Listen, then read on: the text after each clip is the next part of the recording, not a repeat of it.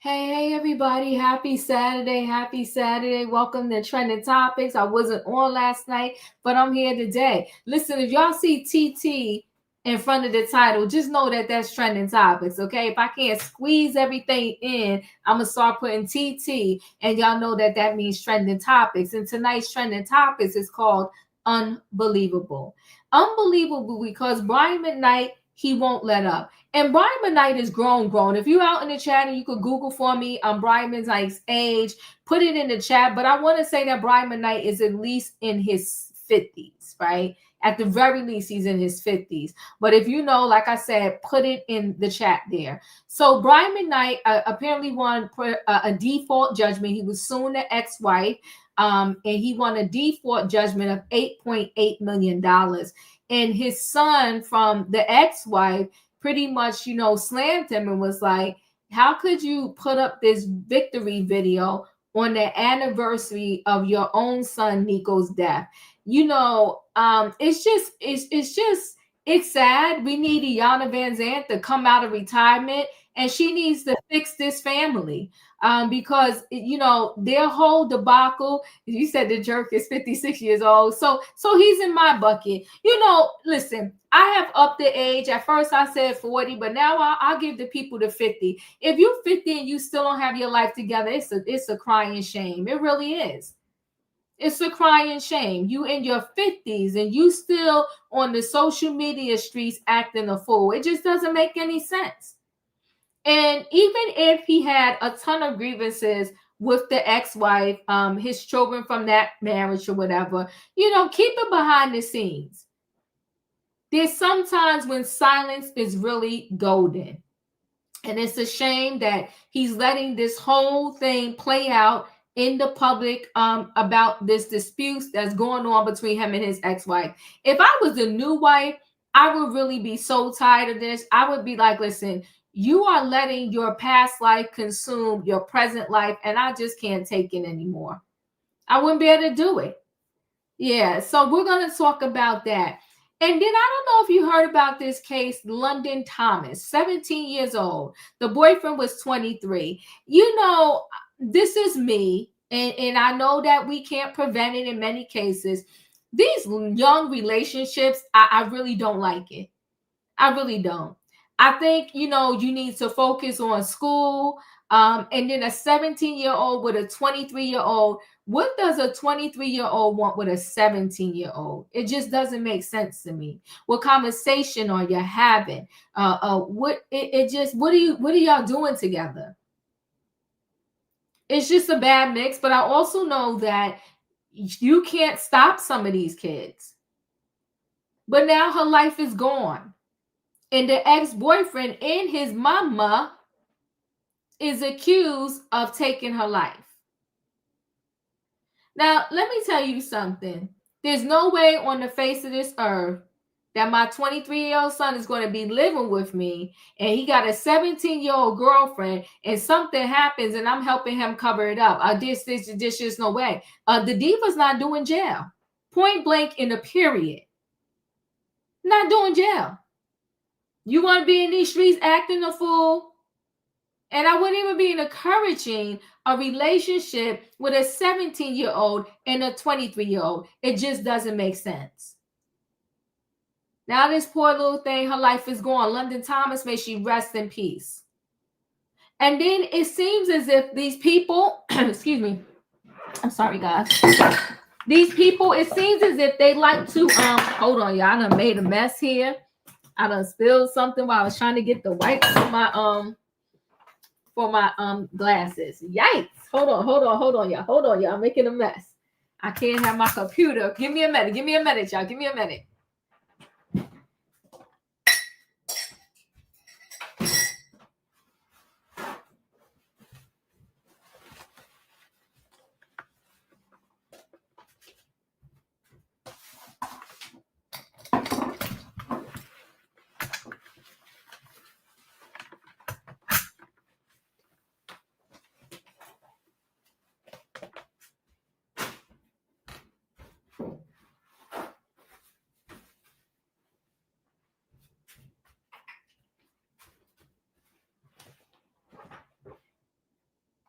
All right, I'm sorry, y'all. I had a little spill, and I was like, I cannot let my computer get wet.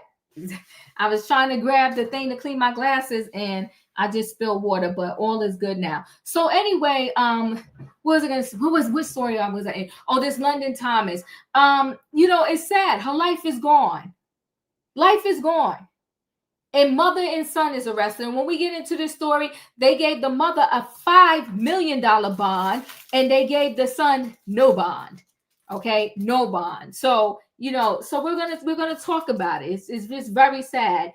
And then I have this last story. Is kind of like the part 2 to the story we did Thursday night, where the mother was picking up her child, was driving dirty, license revoked, and all kind of stuff, and her and the cop got in a scuffle, and the panel was kind of split. So let me tell you, I've been having discussion. I had a discussion with my sister.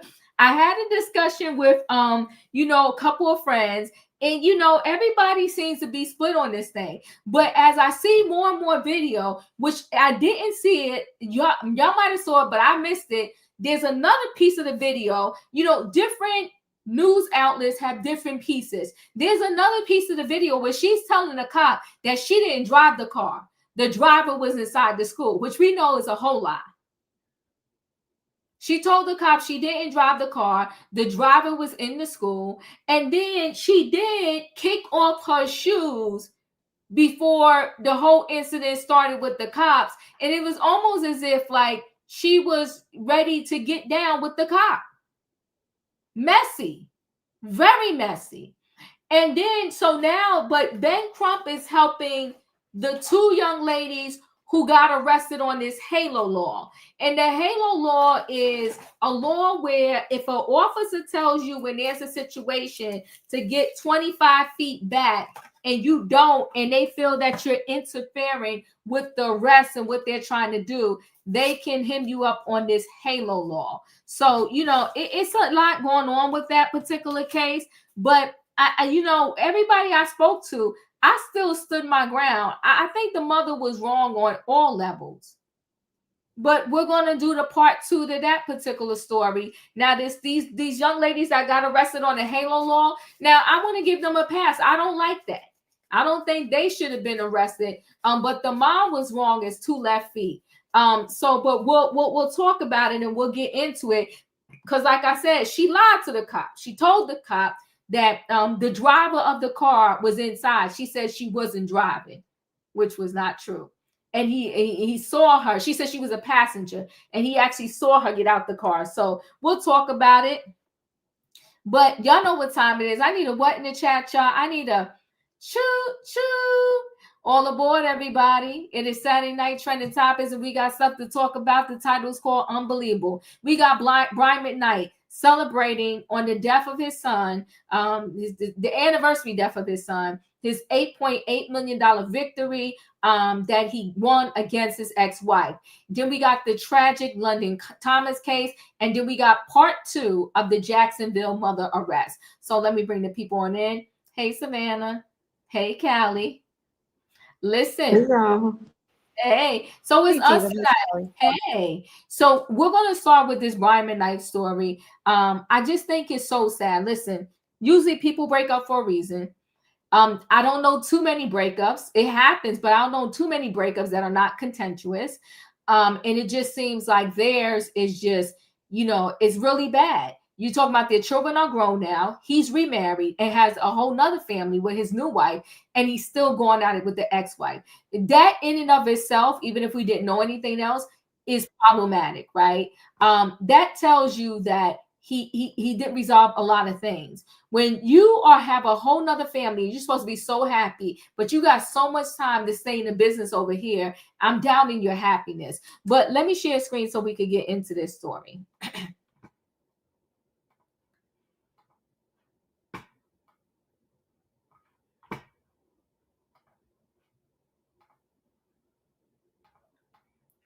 So Brian McKnight celebrates ex-wife not showing up to court, takes it as a huge win. I will say this, though. I'm not quite sure why she didn't show up to court. That's baffling to me, but she didn't. So let's take a listen. It's been a long journey getting to this day, October 16th, 2025, but we are here in the English countryside, about an hour and a half outside of London, and the verdict is in. We've been quiet, listening to liars continue to lie and keeping to ourselves, living and loving our life, as we said, leaving everything in God's hands and letting our lawyer do the talking. But according to the courts, trying to ruin my name and trying to bring harm to my family in a book filled with lies equals $8.8 million. And this is just the beginning, because anyone and everyone that helped promote these lies will hear from my lawyer in the days to come. No weapon formed against us shall prosper. That from my voicemail is the voice of a liar. Do not text Nico again. Do not call Nico again. Leilani, if you are also checking these messages, that goes for you as well. I am very serious about this. I am very serious about this. Do not text him, period. Period. Please understand that. And Brian, you know me. You know me. And you know that I mean what I'm saying to you.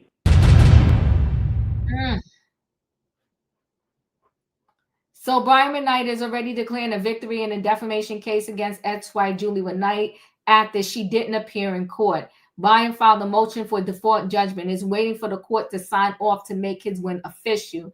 But that technicality didn't prevent Brian from celebrating. The R&B legend posted a video of himself smoking a cigar saying, "The verdict is in. It isn't, according to courts. Trying to ruin my name and trying to bring harm to my family in a book filled with lies equals $8.8 million. The suit alleges Julie made false claims about Brian in her book, Mama Bear, Beautifully Blended, basically calling him an abusive husband and neglectful father to their children. The gleeful video continues with Brian running around and clicking his heels while a voicemail obscenities from Julie plays.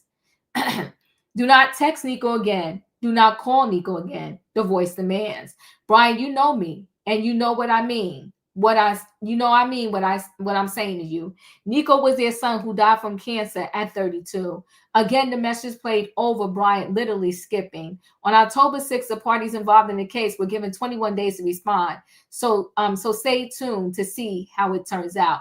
So it hasn't been actually signed off yet, but that doesn't matter to Brian. Brian is celebrating, saying that he won this $8.8 million judgment against her. So let me play something what his son actually said.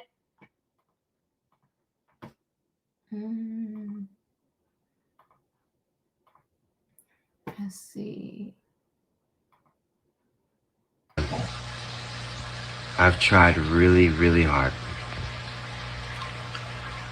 to not touch on shit, to let it go, to be the bigger person, to be mature, to be something. But the shit going on with my dad right now, man. If y'all aren't seeing what's happening, if y'all aren't seeing the fact that this is just a very hurt and a very emotionally unavailable and not intelligent person, the person that has still have not been able to handle the death of his own mother,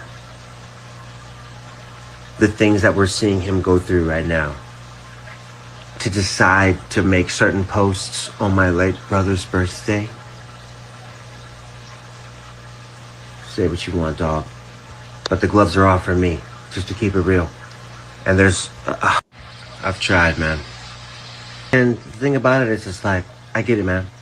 You know, our parents, they're humans too. They've gone through things too. Whatever the grievances they have against each other, whatever. My issue is, though,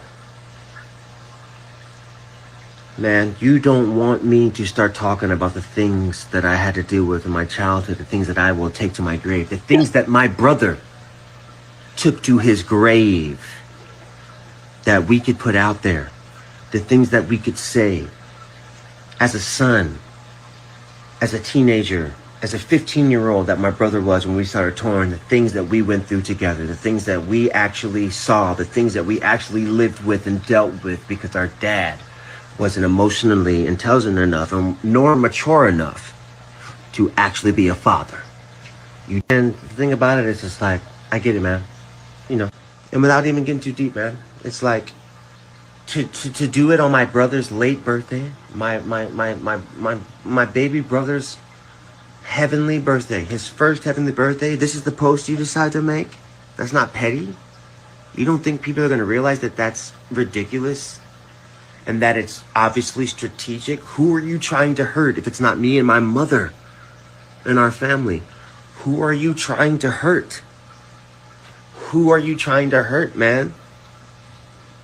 Which has always been my issue. Which is why way back when that started all this, I made the post that I made because I knew that this was the only thing that would get you, man. Maybe that was my fault. I've taken accountability for it.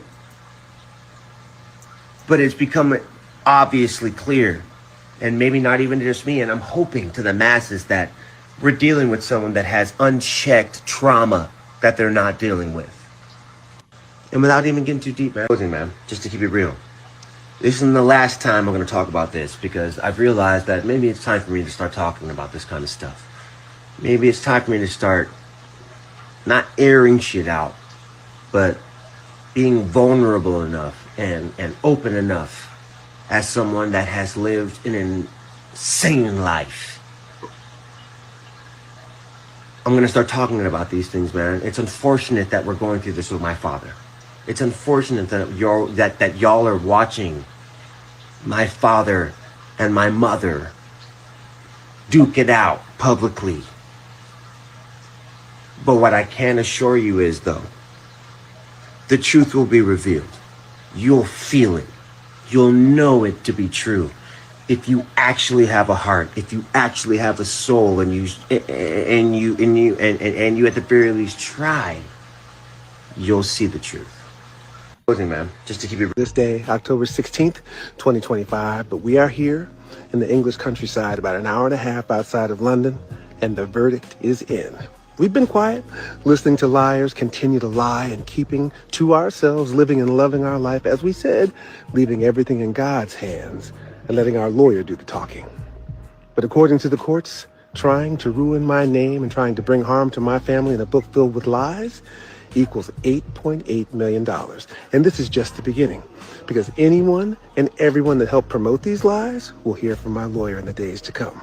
No weapon formed against us shall prosper. That from my voicemail is the voice of a liar. Do not. And I played that for you already.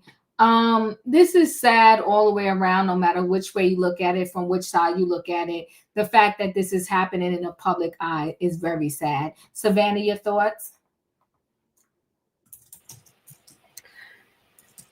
It's not only sad, but I find it gross that he will make such a post on the anniversary of the passing of his son. I think that's the part where I'm stuck at, that he wasn't emotionally, it seems like he's so detached from these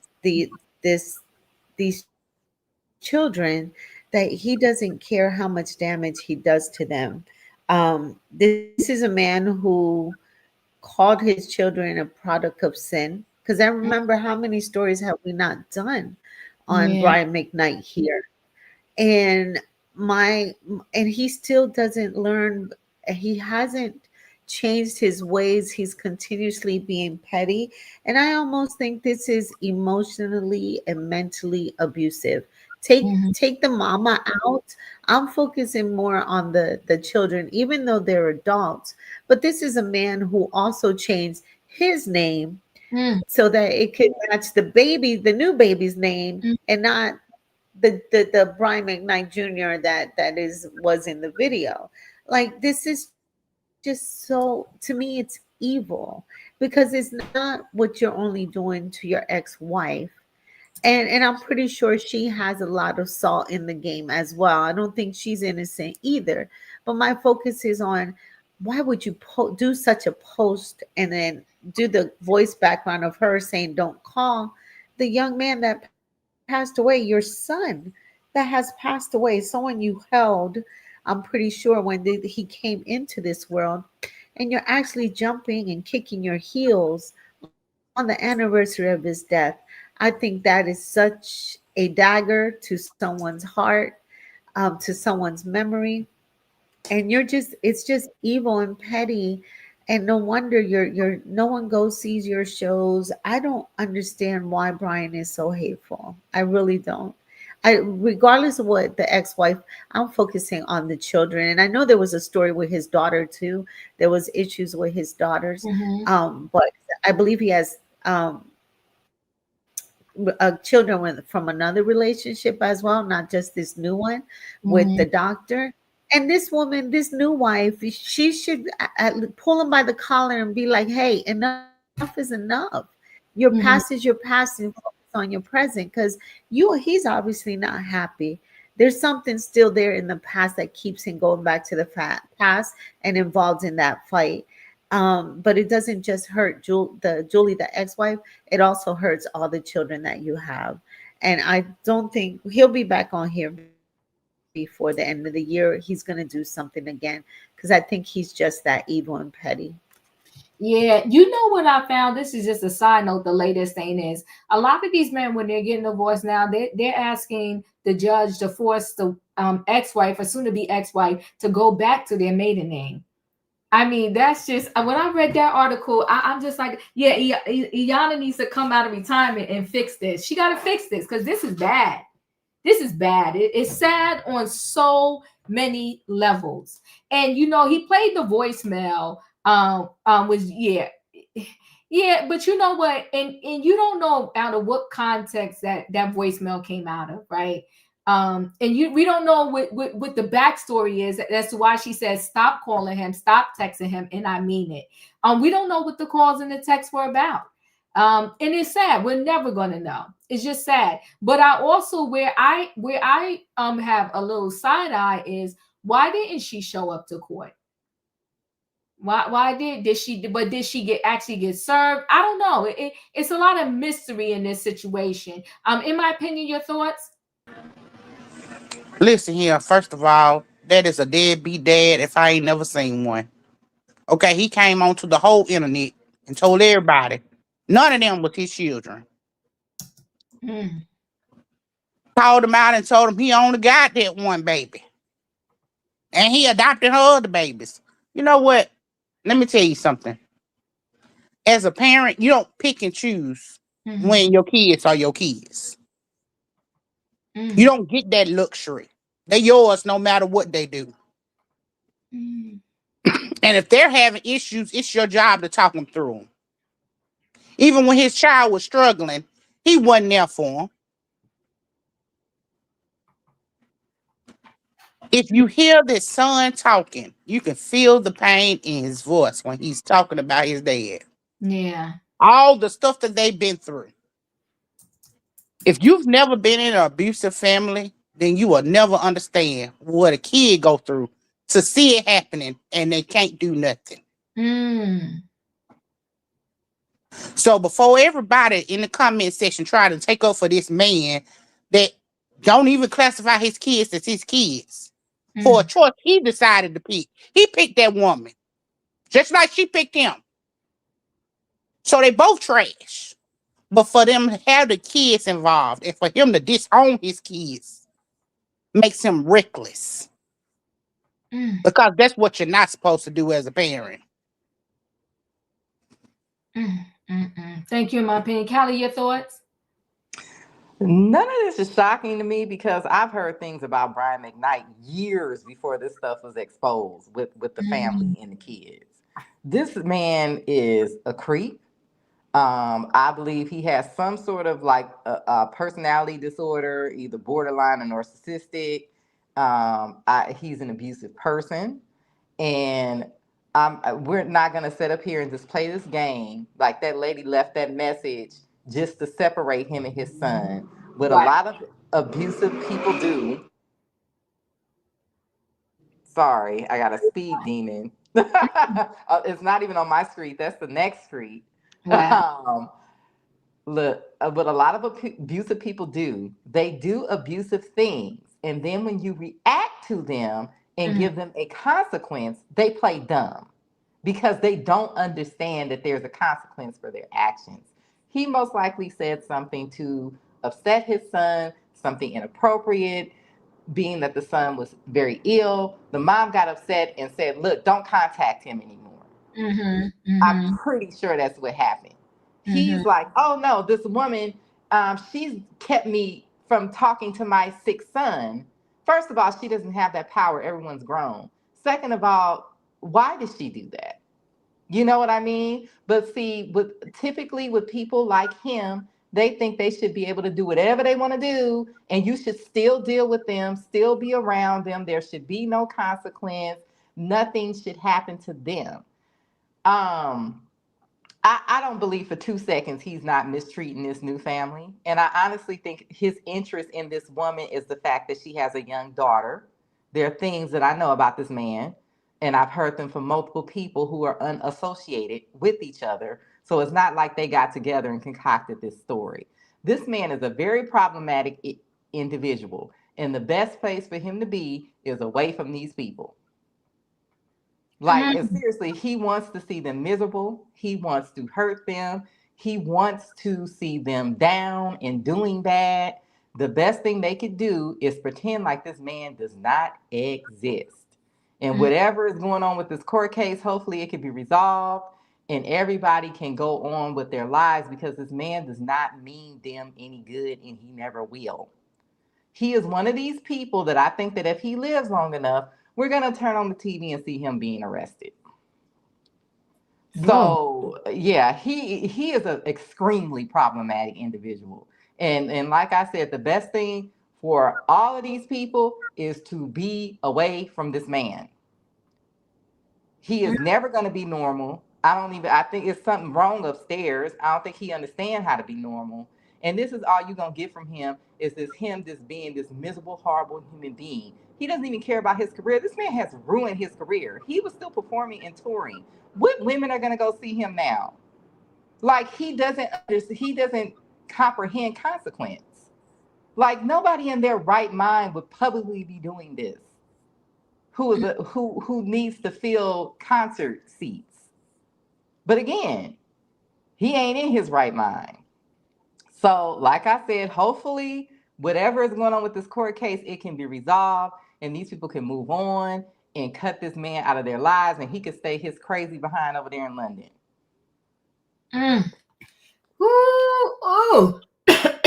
So let's go ahead and roll into this next story.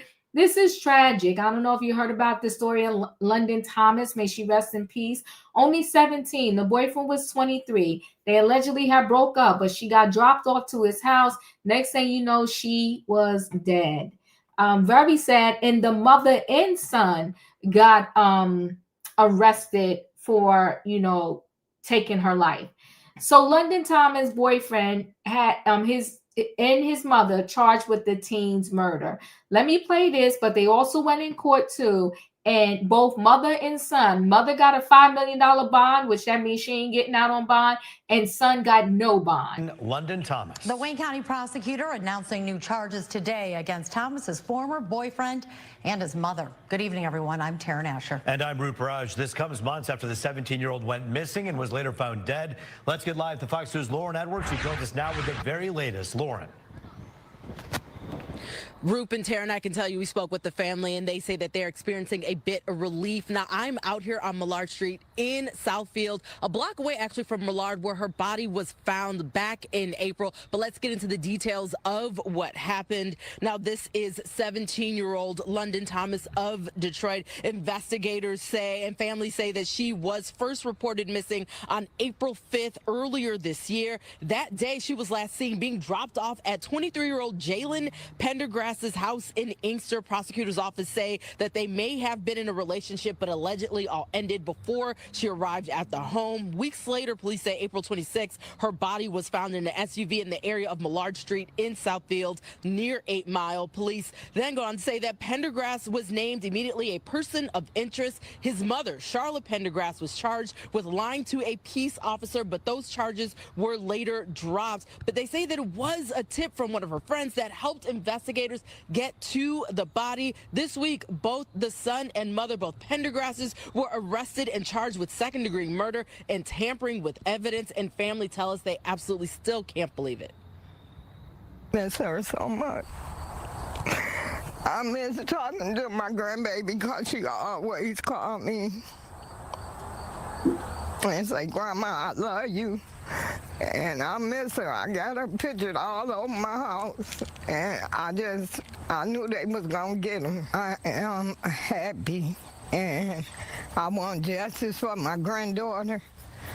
I want them to get the maximum penalty they can get for my granddaughter. Because when I talked to that mama, I knew she had something to do with it. And you could hear the heartbreak there. Just listening to the grandmother it was so tragic. And she says that she and family will be there for the arraignments tomorrow, which are expected to happen 9 a.m. in Inkster. Reporting live here in Southfield, Lauren Edwards, Fox 2 News. Yeah, do we know exactly, you said the mother was charged in this case, exactly specifically what she may have tried to withhold or what she was untruthful about? Well, she was untruthful. It was months ago to peace officers about whether or not she had seen London Thomas last. But then it came out through the prosecutor's office saying that the peace officer wasn't exactly someone that she can get charged for lying to. So that was just a bit of a wrinkle in the case. But nonetheless, both are facing really serious charges. Serious indeed. Lauren Edwards for us live tonight. Thank you. So sad. Like, how do you help your son? London Thomas' boyfriend and his mother are facing charges stemming from her murder. Jalen and Charlotte Pendergrass are accused of murdering the 17-year-old in Inkster before the body was moved to Southfield, where it was later discovered. A tip from one of Carla's friends led police to the body. Jalen Pendergrass, 23, and Charlotte Pendergrass, 49, were arrested this week and charged with second-degree murder and tampering with evidence. Jalen Pendergrass was initially considered a person of interest in the 17-year-old Thomas disappearance and murder, but was never charged, while his mom previously faced charges that were dropped. The backstory: Thomas was last seen on April 5th when her sister dropped her off at her 23-year-old boyfriend's Inkster home on April 26th. Her body was found in Southfield. After Thomas' body was discovered, the boyfriend's mother, Pendergrass, 48, was arrested and charged with lying to a peace officer. Charlotte Pendergrass allegedly told an investigator that she saw Thomas leave the Inkster home where she was last seen on April 5th, a fact that authorities say was a lie. Authorities say phone records and video confirmed that she lied to investigators. Despite this, the lying to a peace officer charge was dropped during Charlotte Pendergrass' preliminary examination because the person she allegedly lied to was a federal agent. According to the prosecution, a federal agent does not meet the definition of a peace officer under Michigan statute, so the case could not proceed. Dig deeper. According to a press release from the Wayne County Prosecutor's Office, evidence allegedly shows that Jalen and Charlotte Pendergrass killed Thomas, Kim Worthy said that a friend of Charlotte Pendergrass called police and provided this information. The friend said that on April 6th, Charlotte Pendergrass called him and asked him to help transport a sealed plastic bin with unknown contents. The friend told police that he agreed and moved the bin to a home on Milliard Street in Southfield and put the bin in an SUV on April 11th. Weeks later, that same bin, which contained Thomas' body, was found in an SUV at the Southfield house, the prosecutor said. An autopsy determined that Thomas died from asphyxia. I'm proud of the excellent work that has been done in this case. It has taken countless hours of investigation and diligent work by the Michigan State Police, the Detroit Police Department, and FBI. As a result of that work, we have been able to charge and bring the perpetrators of this cruel and deadly crime to justice, Worthy said. That is that. I do have another piece to show y'all, but while I'm pulling that up, Savannah, you want to start off the conversation? So this mother wasn't protecting her child. What she was doing was harboring a criminal. Mm-hmm. So she definitely deserves the $5 million bond. The child is the one who's no longer here with us because she was just 17. This is a grown adult, 23 years old, and still living with mom, from what I understood the article to say. Yep. And then committed and not working? Not working. I have the other video. Let me play some of this. Let me see. Hold on one second. And they gave him no bond, but like I said, they gave her a $5 million one just so you can see who the mother is. But you can't. She ain't got no $5 million.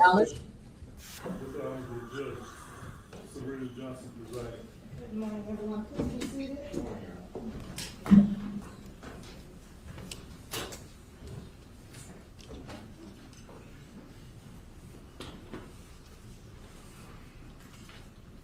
Case number 25-1709 and 25-1710 FY People versus Charlotte Pendergrass, People versus Jalen Pendergrass. Appearances.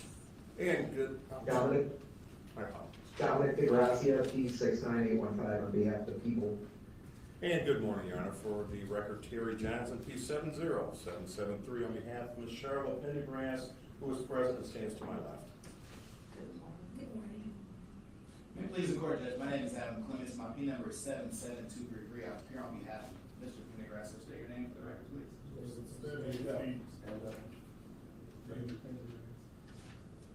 Good morning, everyone. Okay, today you find scheduled for arraignment. Do you wish to have the charges read? Mr. Johnson. Your Honor, for purposes of arraignment, we'll waive formal reading on behalf of Ms. Pendergrass, and we'd like to enter a plea of, ask court on a plea of not guilty. Very well. As to Ms. Pendergrass, the court will enter a plea of not guilty.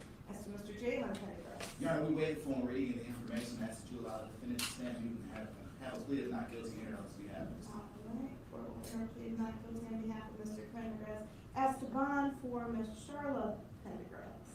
Your Honor, while I understand that these charges are very serious, I'd like the court to take into consideration the mere fact that this matter.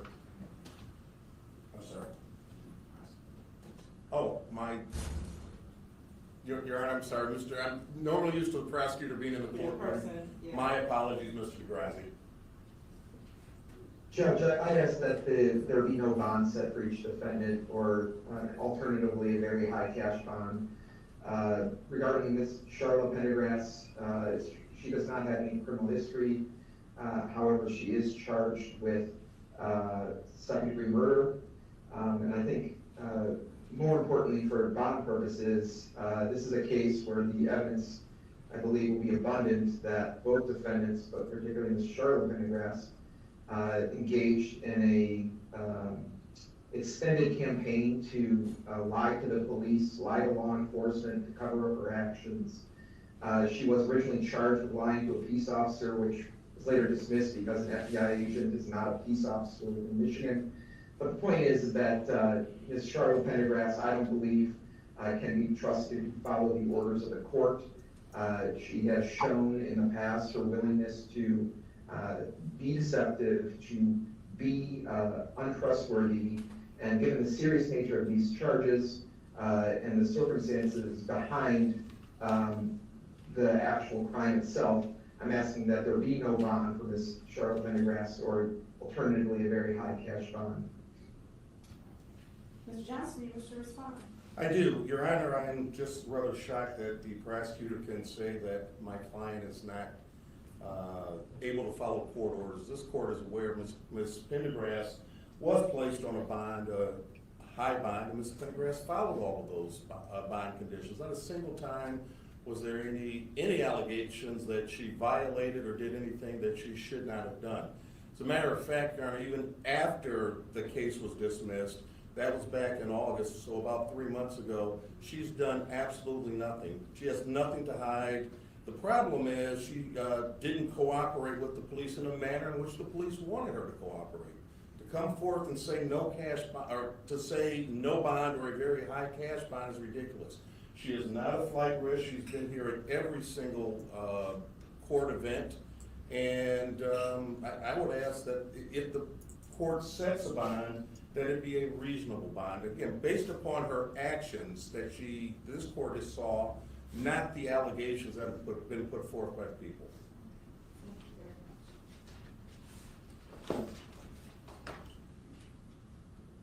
Would the court like me to address Mr. Jalen Pendergrass? In just 1 second, I had just a couple of questions. Where does she work? She's a caregiver, Your Honor. To someone who lives in the home? No, Your Honor. So neither one of them worked. And the address we have for her on Roth, is that the best address? On what street, Your Honor? Roth. Okay, so Mr. Johnson, if you can make sure we have an updated address too for her? I will take care of If that. that's not the correct address. The address that is correct, how long has she been there? Approximately a year, Your Honor. Is this the address out county, outside of Inkster? Whatever her current home address is, how long has she been associated with her current home address? Oh, over a year. Okay. All right, court, in consideration of the charges, in consideration of public safety, and I am concerned about the charges that include tampering with evidence and or allegations of not being cooperative with the police. The court is going to set the bond at $5 million cash. And you are not to leave the state of Michigan without permission of the court. If you do make bond, you'll be on a GPS tether. You may not be in possession of any weapons, ammunition, drugs, or alcohol, and you can have a seat for the moment. Mr. DeGrassi, as to Mr. Jalen Pendergrass. Well, obviously, Your Honor, the seriousness of the charges are severe. I would ask for no bond or very high cash bond, but in Mr. Pendergrass specifically, he again, like his mother, showed a willingness to lie to police and to deceive police. But more than that, he is presently charged in Oakland County with making a false report of a felony. He was originally given a tether bond, which was reduced. And since that bond was reduced, it's my understanding that the defendant has recently been arrested under suspicion of operating while intoxicated. Now, it's my understanding he hasn't been charged with that crime, but he said at least has had police contact while he's been on bond in a pending case in Oakland County. So for those reasons, Your Honor, I again ask for no bond or a very high cash bond. Yes, Judge, what I would say on behalf of Mr. Pendergrass is it's interesting and rich that the prosecutor brings up my client's Oakland County case. Cases which I believe undeniably will be dismissed. The reason why my client's bond would decrease in that particular matter is because the case is in fact so weak. But nonetheless, Judge, I'm in a venue where litigation is underway. We have a motion to dismiss that's pending in that regard, and I think that we'll be successful. But I think what's pointed in this particular case is that in that particular matter, my client was placed on a house arrest tether. During that particular time, he never missed court, he never violated any conditions of his bond. But moreover, and more importantly, as it relates to this investigation, in this case, when did Mr. Pendergrass ever flee the jurisdiction? When did he ever run from law enforcement? When did he ever refuse to come in and meet with them? And it's news to me that he ever provided any false statements. I'm sure Mr. DeGrassi will give me some discovery to that effect, but I've never seen any of that information to suggest that he's provided any false information to law enforcement. So rather than attack a criminal history, the prosecution is asking the court to look at allegations that didn't even lead to a charge as it relates to an OWI. And that's purposeful. And the reason for that is because my client has no significant criminal history that the prosecution can point to. He's been compliant throughout this entire ordeal. So to somehow suggest that he would be a flight risk when he's never fled or done anything to that effect suggests that he's a flight risk simply because we've decided to charge him after 6 months. So what I'm asking the court to do in this particular matter is to consider the fact that if the defendant is compliant all the way through, retains counsel, and does everything that he's asked to do, at what point do we actually respect the fact that he's presumed innocent? I'm asking the court to set bond in this particular matter at $100,000 cash surety. My client can go on house arrest tether. He's not employable right now. We don't have any objection to him being on house arrest, and he's already demonstrated that he can comply. But more compelling than anything, judges, he's looking forward to having an opportunity to finally have his name cleared. We want the evidence to be brought forth just like everyone else does, because as of right now, only the prosecution has that evidence. We've never seen anything that suggests that he's broken the law in relationship to the death of London Thomas, or that he's obstructed justice in any way at all. So for those reasons, Judge, I'm asking for a fair and reasonable. Thank you. Again, considering the factors that this court must consider in order to set bond or any type of pre-trial release, given the nature of the charges, was Mr. Pendergrass working at or around the time of the incident? And if so, where and how long? Well, at the time, at what period of time? Back in April. Well, he wasn't allowed to work, Judge, once he was charged in Oakland. Okay. What was he doing before that? Where was he working? He wasn't. Okay. All right. And so the court is going to remand Mr. Pendergrass, set no bond given the nature of the charges. Okay, I'm gonna stop it there because now after this, she's just gonna go through, the next court date and all that. But the mother got a $5 million bond, and the son got none. And he did look a little geeked up in the courtroom, like he didn't have a clue as to what was going on. Savannah, you want to continue your thought? Yeah, that extra context just made me even more upset. So this 17-year-old became missing in April. Mm-hmm. So that's 6 months ago. Mm-hmm. And from my understanding, and I'm pretty sure the mother was probably a witness to whatever, to this. They had to have some type of toxic relationship, even if there was some abuse between the 23-year-old and the 17-year-old. I'm pretty sure the mother witnesses. So the mother also took it upon herself to cover up a crime, help him dispose of the body. Mm-hmm. Am I correct? Yeah. And then lying. She called her friend to help move the container the girl was in. And then when they found the girl, the friend was like, "Oh my God, I helped him move the container," and he called the cops. So that's what I mean. So she knew that this child who's been missing for 6 months, and I'm pretty sure the police came and asked because they said she lied to law enforcement as well. So you're part of the cover-up. You're part of the crime. You're an accomplice to your deadbeat son's crime, and you as her whole parenting regard of being a parent, she didn't think about that. This is a 17-year-old that she has parents, that she has family. But I'm like you, Deem. I'm still on A. Like, what is a 17-year-old doing with a 23-year-old who ain't got a job, who ain't doing nothing, mm-hmm. not going to school, not providing her anything, and how they continue to allow this relationship to fester. So I believe they are where they need to be. I can't believe they had the gall to plead both not guilty.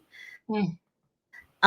That was like, and kudos to the friend for bringing it to the light of law enforcement, exactly what happened to this young girl.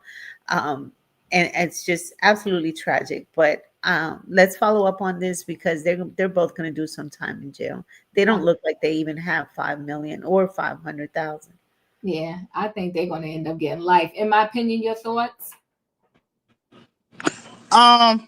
again, another one of these people that I'm not gonna call a mama, egg carrier. I don't understand how you could literally get rid of somebody else's body for Woo. anybody. The galls that it would take for you to do this. You know, and then to put somebody else's life in danger by telling them, "Hey, can you move something for me?" and not telling them that it's somebody's body in there. This lady is diabolical. Okay, she looked like she's diabolical. I could tell they was lying through their teeth when they was like, "Oh, I'm a caretaker." She couldn't even tell you where she worked at. You know what?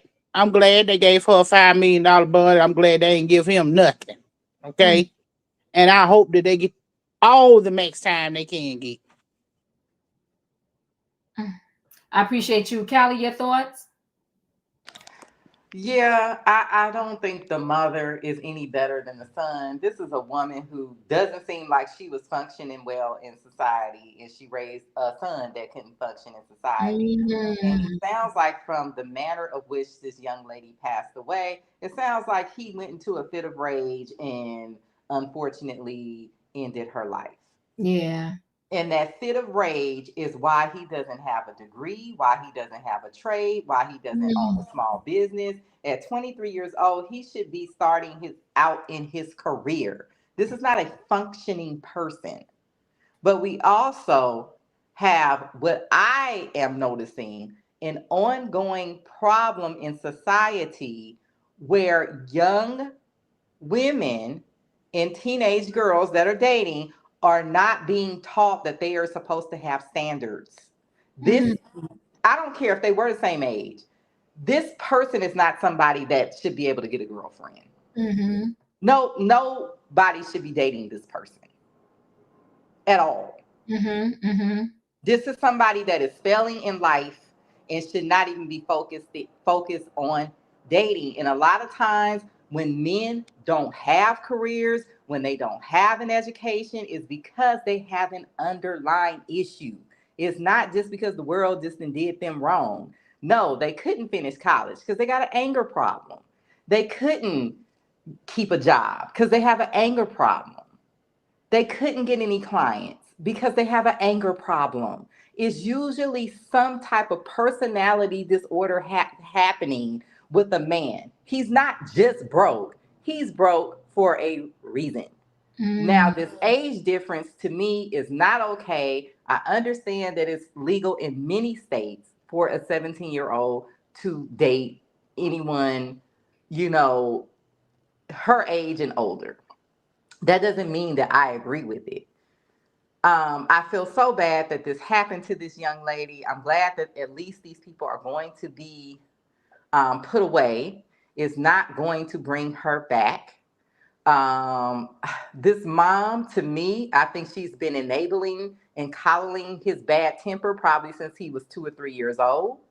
Because how is your instinct to do this instead of just calling the police on him? I would be afraid of him myself. I would have turned him in immediately.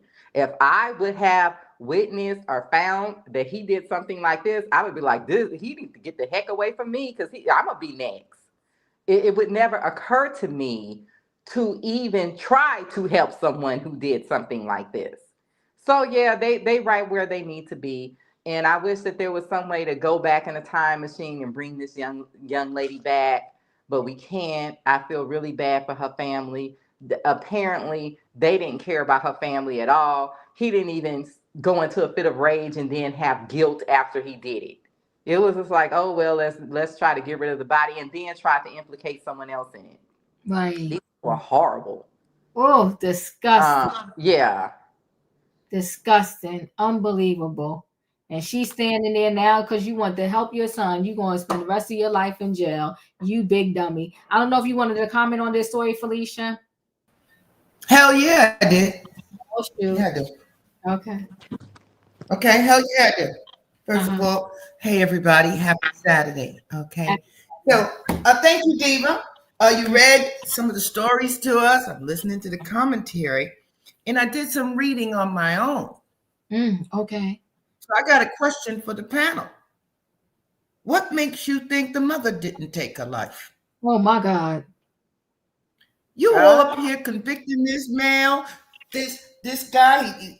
He look odd. He look funny. He don't work. He don't this. I didn't read anywhere that he said he admitted to doing anything. So what makes you all think maybe the mother didn't do it?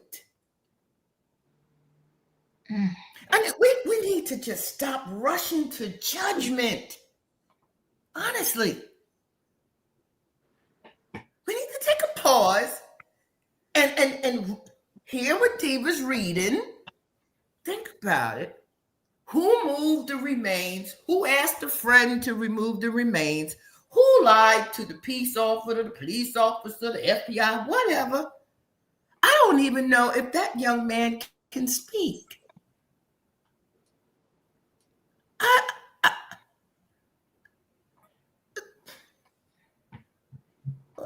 We can all do better. I'm done. Okay. Yeah, listen, somebody did it in that house, whether it was the mother or the son, and they both complicit. And even if the mother did it, I doubt if she got that girl in the container by herself, and the son didn't know. So whether it's vice versa, somebody did it. And I will say this though, what I didn't understand is why she wouldn't just have him help her. And this is leaning towards what you say. Why wouldn't she just have him help her move that container and she called the friend? Because maybe he told her no. It's a possibility. Maybe he told, I won't do that. I can't believe what you did to that girl. You know I loved her, Mom. How about that? And Is that possible? That is definitely possible. Okay. That's all I'm saying. Yeah. I'll wait till the rest of the story come in. Yeah. But based on what you read, based on what was in the news report, based on a little bit of reading I did, I didn't hear anything about the fingerprints that was found, but it was all about the mother. How she redirected law enforcement, how she made a phone call, how the friend called up and said it was she who asked to be taking this bin to wherever. It was she who was driving the vehicle. Okay, I'm done. It's interesting. It's interesting. Oh, Tyler's thanking you. Okay. All right. So let me move on to this last story, which I told y'all is like a part 2, right? Because we did this story the other day on the channel. And so this is the mom who got arrested, and her and the cop got into a scuffle, got arrested because she was driving what I call dirty. Her license was revoked. And there's another piece where she claims, so which is a lie, that someone else was driving the car, not her, and they was in the school. And she did take off her shoes when the cop was standing there. But I'm bringing this into the story again so I can introduce the two that got arrested with the halo law. So let me go. That's attorney. Let me first do this piece here. I think this is the one I want to show first. Best of its kind for the Jacksonville Sheriff's Office. They announced today they had enforced the newly enacted HALO law. It happened Tuesday when JSO arrested a woman outside of a school, and that was captured on video. The HALO law went into effect in January, and it creates a 25-foot buffer zone around first responders and police for their safety. It requires people to stay back after a verbal warning.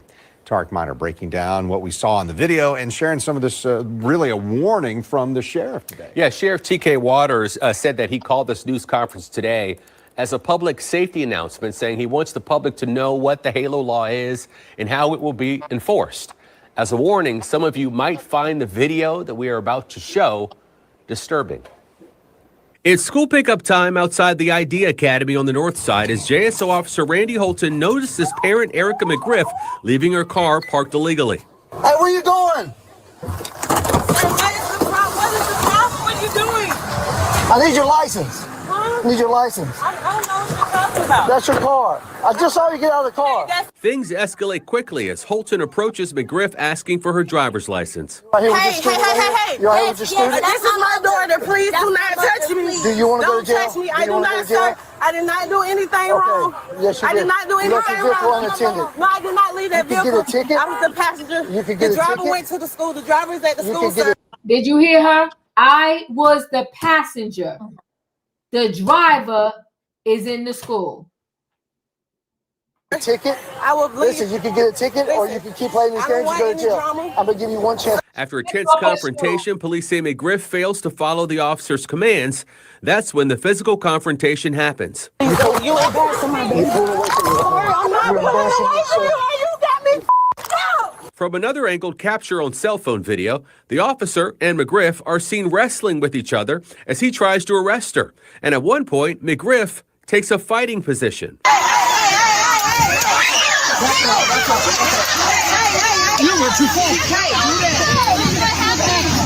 During the officer's struggle to take McGriff into custody, police say at least 2 people violated the HALO law, a misdemeanor charge. They're accused of crowding and harassing Officer Holton as he tried to secure McGriff in handcuffs. No one should be hurt or hinder a public servant doing the work that is a critical function to our community. Sheriff Waters says McGriff's driver's license had been revoked, and he said that she is a habitual traffic offender. Waters says citizens are within their rights to take video of any incident with their phones, but from a distance. I don't mind people, and I can tell you this, I don't mind people standing beyond 20. Oops, I'm sorry. It's the first arrest of its kind for the Jacksonville Sheriff. Wrestling with each other as he tries to arrest her. And at one point, McGriff takes a fighting position.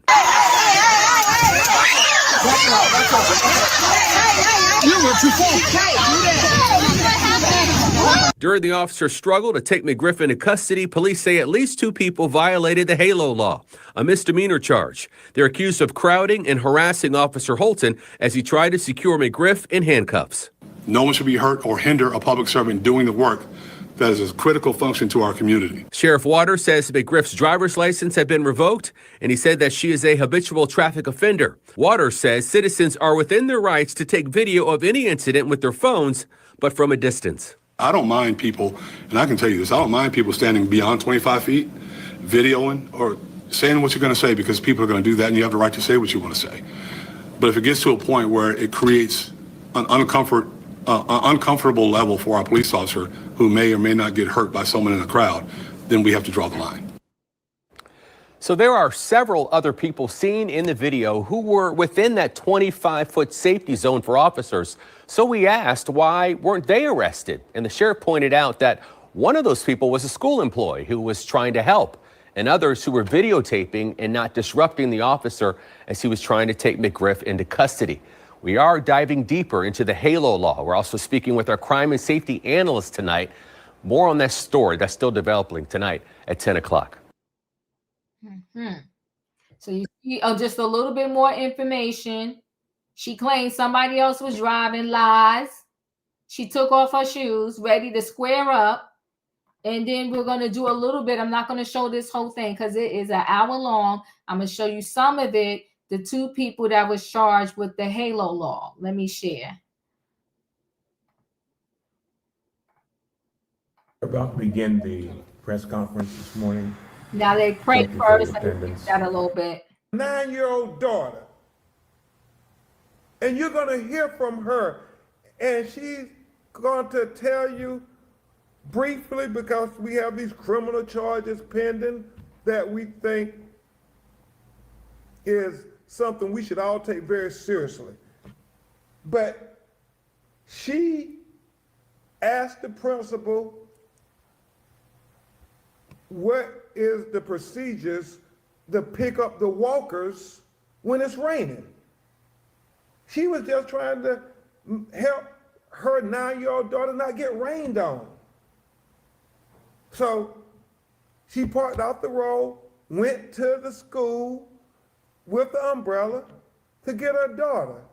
And then everything on this video transpires after that. But just as troubling as what the officer did to her and her being arrested is the arrest of 2 innocent black women who were bystanders. Jasmine Jefferson and Anita Gibson. And you watch the video for yourself. I mean, it is troubling that they would try to make it a criminal offense to videotape the interaction of law enforcement officers with citizens. I say to Sheriff Waters, if your officers are doing good policing in the community, why can't the public videotape it? Wouldn't you want everybody to be able to see your good police officers doing good police work? Or is it something more sinister? You know that there's a pattern in practice, and you don't want video showing how they really interact with citizens, especially black citizens. You don't really want them to video them engaging in excessive use of force with citizens. You really don't want them being caught in untruths and lies by citizens videotaping them. Is that the crux of the matter here? Is that what's going on in Jacksonville, Florida? Because we understand how critical this is. How many young black motorists have been killed doing simple traffic stops. And that is a problem. Doing routine traffic stops, our community has an ongoing concern to try to solve this problem. I'm trying to say point where word that everybody's William McNeil, and we're honored to do it on behalf of these 3 black women, the Jacksonville 3. I give you Attorney Harry Daniels. Justice for the Jacksonville 3. For the Jacksonville 3. Oh my God. No restraint, no respect because of ratification. No restraint. Some Jacksonville sheriff officers have no restraint. They have no respect for some members of the community, and their actions are ratified by those who over them. Miss McGriff was there to pick up a child. Come on now, stop. Something that's common as simple as drinking water.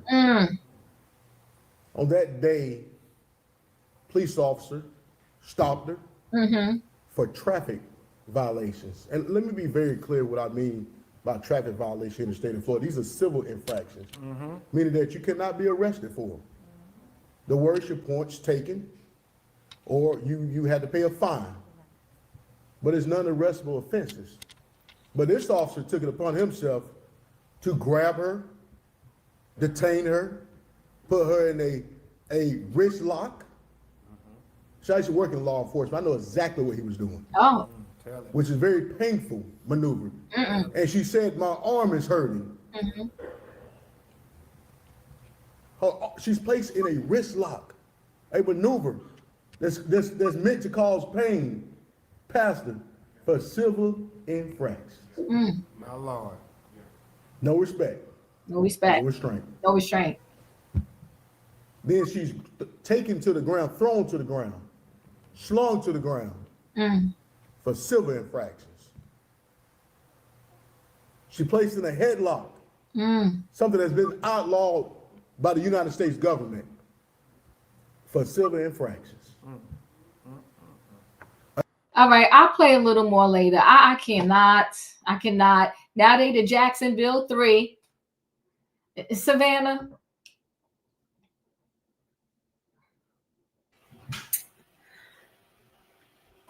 I'm trying. I am trying to understand what this the last speaker, because so the HALO law, it's only in the state of Florida. It was introduced by Governor DeSantis last year, and it does say that you have to stay 25 feet away, and then you can face legal action if and after a verbal warning. which I heard in the video many times. They said back up, back up, back up. So I'm assuming that they're verbal warning. This the incident escalated the moment she kept over talking the officer, and then you're correct. This is the first time I've seen this video. I don't know about the discussion on the previous panel, but she immediately was over talking the officer, and you said she wasn't the passenger, she was the driver. So she lied, and then she immediately kicked off her shoes. Come on now. She was being combative. She was getting ready to play because she's a habitual offender. So she has her licenses suspended or revoked, and she's had multiple traffic violations. No one in this scenario is concerned about the child who, as far as I know, every time you pick up your child from school on a rainy day, what's the procedure? They either have an umbrella or you do the kiss and ride, you swing around, pick them up, and they get in the car. And so her child was protected from the rain. So her excuse of finding out what's the procedure about children who ride, are picked up or walk when it's raining, you either get an umbrella or you get in the car. So I don't understand what her excuse was. But I am going to say that the officer, the chokehold is banned. I thought that was very problematic for me, the chokehold. And then him hitting her closed fist, that was very problematic for me, because there are procedures that he's supposed to take, a law enforcement officer is supposed to take when encountering someone that is being combative. She could have easily grabbed his weapon as well. So, I mean, I don't know how she became part of Jacksonville 3 when she's clearly in the wrong from the initial encounter. So, I don't know what she's doing as part of the lawsuit. So this gentleman who just spoke, who was a law enforcement officer, should have known that the initial conversation started with her over talking the officer and not being truthful. And then immediately, we all know when you kick off your shoes is we're about to do something. It's raining. You're not going to walk in the rain. I don't get it. I'm at a loss. Now the two young ladies that were arrested, or the two others who were arrested for the HALO law, that's a simple penalty and fine. But this mother is absolutely in the wrong for this incident here. Although the officer should be reprimanded for how he handled her, she should have been arrested for the incident. I know there's, especially around Florida, because of all the pow incidents that this state has had and how they are laxed on pow laws there. You can't be around the schools. You have to be parked away from the schools. They don't really allow you to come up like that. So I don't know where she was parked or what she was doing, but it was enough for the officer to get out his car and let her know, hey, you can't be doing that. And she was disregarding a lawful order. So she's in the wrong. I don't see why she's part of the Jacksonville. Me either. Callie, your thoughts? This is crazy. And I kind of feel like this might lean into a little bit of a conspiracy theory. I'm wondering if she had this kind of plan in her head that if I'm ever stopped by an officer, I'm going to create a confrontation so I can sue. Because her behavior is just makes no sense. Like, her behavior is just so erratic. Either this is someone who wanted this to happen so that they could sue, or this is someone who's not playing with a full deck. It's one of those two things. Both of them escalated this situation. I'm just a little bit harder on him because he is a trained officer and he should have kind of caught on to what was happening. You know what I mean? Like, okay, this lady is trying to like create a situation. Let me try to see if I could de-escalate this. That's my only earnest on him. I mean, she's dead wrong, but I just don't know if she's crazy or if she just want to sue somebody.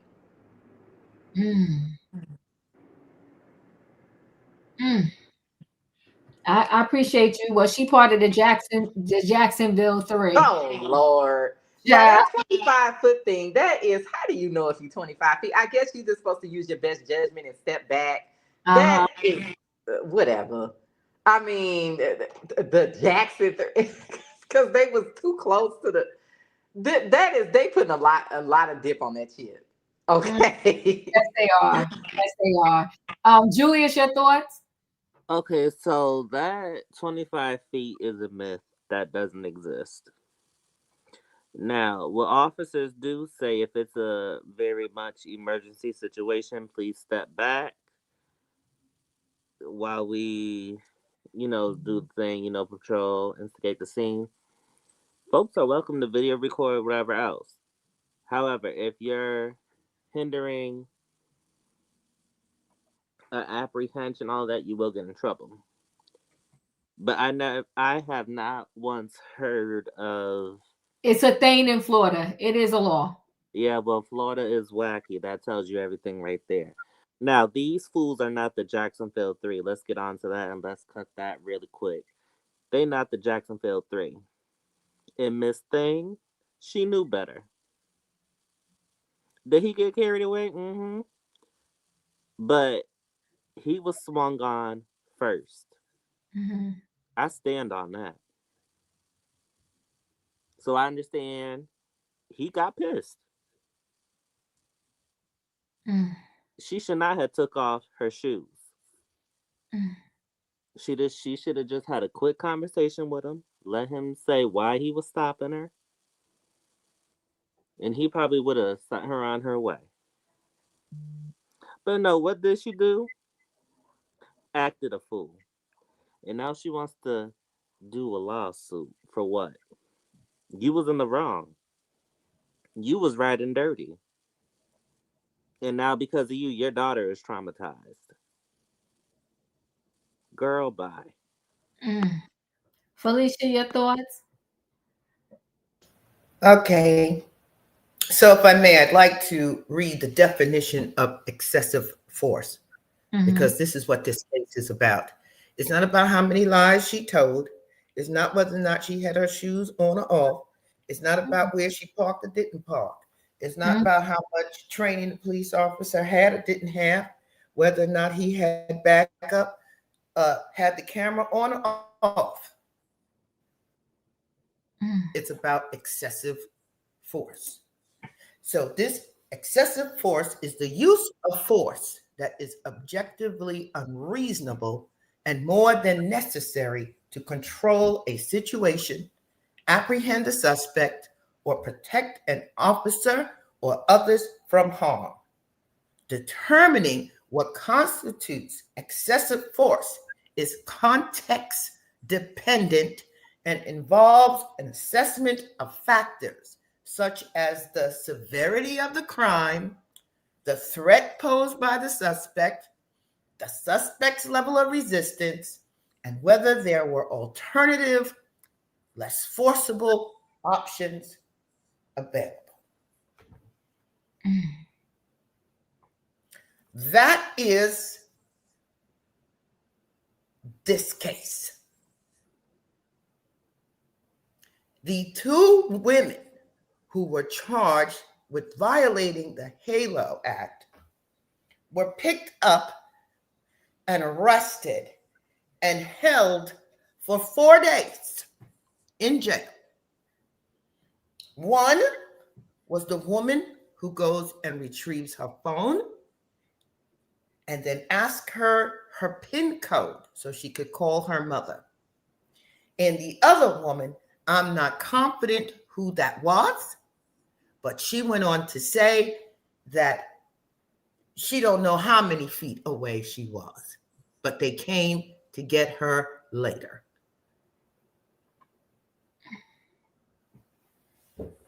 as far as I see it, TK need to retire and Holton need to be fired. They both got to go.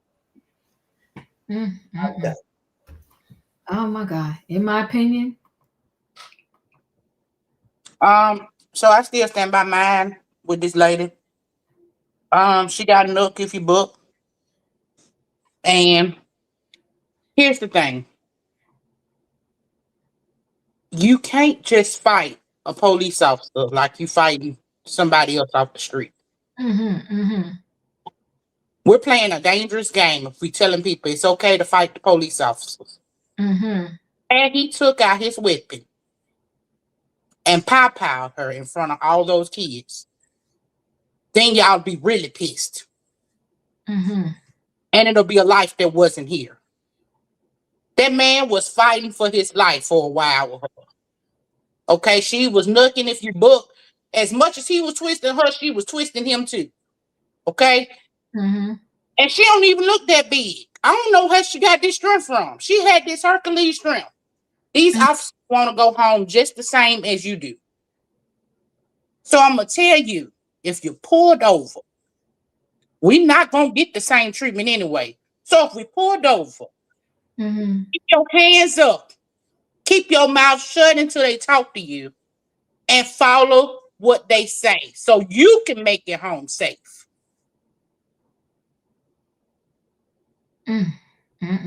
Thank you. In my opinion, the question of the day is, should be a Jacksonville 3 or 2. Wayne, your thoughts? Justice for the Jacksonville 3. Oh my God.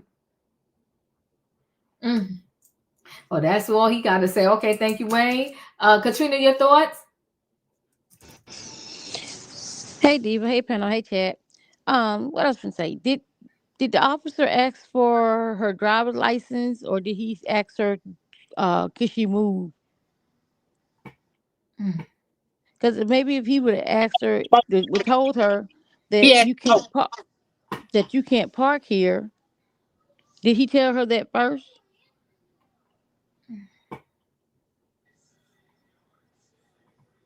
Can y'all hear me? Yeah, we can. I'm listening. Oh, I'm asking. And for both, he told she couldn't park there. He did. Listen. And she said she was the passenger, not the driver. I can't hear because I came in late. Well, Katrina, the bottom line is, let's do this. She lied and said the driver was in the building. Okay. But she knew she was driving dirty. She was on 100 from the jump. She lied and said the driver was in the building. Then she took off her shoes, ready to square off. Now, how you know she didn't take off her shoes because she was getting ready to run? Oh, either way, she wrong though, right? I'm just saying. She sometimes we got on slippery shoes. We even to keep them off. It's raining and we trying to run. But which I didn't know that what she was gonna do either. But I'm just saying. And the thing of it is, even though she lied, if she would told him the name and what's up, which I think he already knew her name. I think he ran her tag. I think he just wanted to make sure that he was verifying that it was her. And another thing is, why another thing is, if you're trying to de-escalate a situation, even though y'all said that she was acting rowdy whatsoever, okay, the first thing instead of pulling out his weapon, he pulled out the right thing, which was the stun gun. He didn't pull his weapon. That was a good thing. But still, you find a woman, even though, y'all saying that he was defending himself from her, but it's still a woman. And the way you slammed her down to the ground, that makes a difference. That makes a difference. Now, I think he could have handled it better. I think she could have handled it better. They both was in the wrong. But I think he was in more wrong because of the way that he treated her to get her down. If you got to get a woman down that bad, you need to go back to the gym and retrain. Because she that small and she was giving you the business like that, something ain't right. But yet and still, you grabbed her by her hair, you slunk her down, you hit her face on the road. All that wasn't even called for. I wish all this never happened. The kids traumatized. She gonna have to be the justice for the Jacksonville 3. And all that didn't even have to happen if they would have handled it the right way. She should have not told a lie. She should have said, yes, that's me. Let me move my car.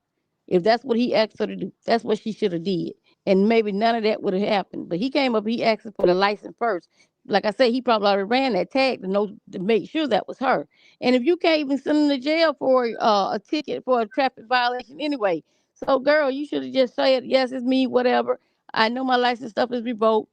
The man just said you couldn't go to jail for traffic I stuff. don't know if that man know what he talking about. I know I seen plenty of people when your license was suspended and hers was revoked. They impound that car. You're not going to just go off and drive off and get some ticket for that. You got to Now sometimes listen, sometimes it's all depending on. I'm sorry, go ahead. Revoked license. Because sometimes it depends on the officer. Because I've seen it too. Sometimes it depends on the officer. You can actually go buy a car without even having license or insurance. You can buy a car. And another thing, New Jersey, you can.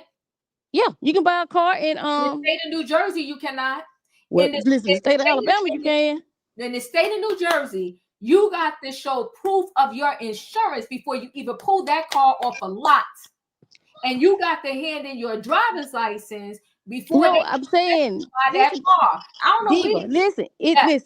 I know plenty of people got cars that did not have license. Well, they got it. You get insurance, yes, but they didn't have license. They got it from some shady people. Yeah, they can get them. They can get them. They can get a car without no license. But like you said, you have to have the insurance.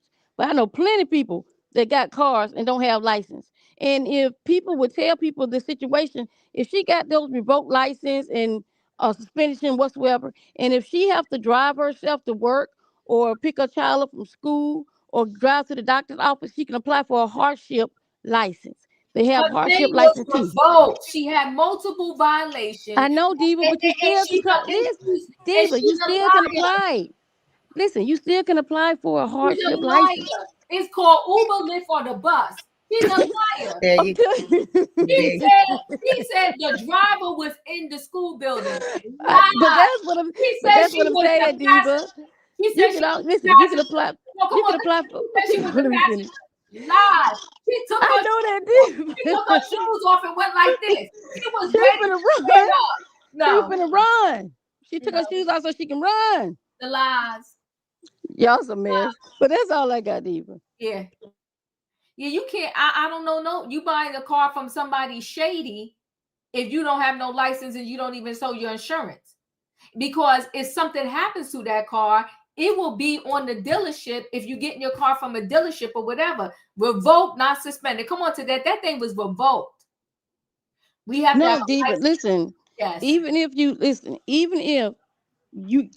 thing of it is you can get a car without license. But like you said, you got to get the insurance. But I know plenty of people got cars and got them from the Ford dealerships, the Nissans. They tell you don't need no license. As long as you got get insurance or you got the money for that car, they will let you drive off the lot with that car. I've never heard of that. I promise you. Listen, you know I don't tell you nothing unless I know facts. Yeah, I know this, and that's what I'm telling you. In Alabama, you can get a car with no license. Mm-hmm. You can get a car in New Jersey too without a license. Just go do the darn research. You just cannot be operating the vehicle without insurance and registration. Okay? I've never heard of that. That's why we got an internet. Go do the research. That's some BS. I don't care what that internet is saying. You need your driver's license to buy a car from the dealership. I just bought my car 2 years ago. You could buy a car without a license? Yes, Diva, I'm telling you the truth. I have to show my license for my car. I'm telling you, you can get a car without license, but you got to have insurance. If you buy it as a gift, then the person who you getting the car for, they got to show their license. I'm telling you. Okay, so when they no, Katrina, let's do this. When they register, because they got to put temporary tags on your car. How are they putting temporary tags on your car without a license? Diva, they can do that. I'm telling you. You can get a car without having a driver's license. But they gonna make sure you got that insurance, and that insurance gonna be sky high. But trust me when I tell you can get a car without having driver's license. Tyler, we usually fight because you be coming up here with some wild stuff. but finally we're in agreement. No dealership is going to forego thousands of dollars because you don't have a license. I've never heard that in my life. You want to make a bet? Listen, the argument here is that she is a habitual traffic offender. When is enough? When is enough? When is enough? She's but listen.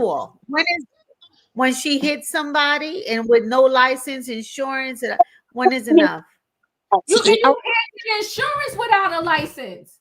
I'm telling you, you can get a car. Oh my God! Dealership is going to let you go off the lot without a license. You can. You can drive off the lot. Insurance without a license? Diva, trust me.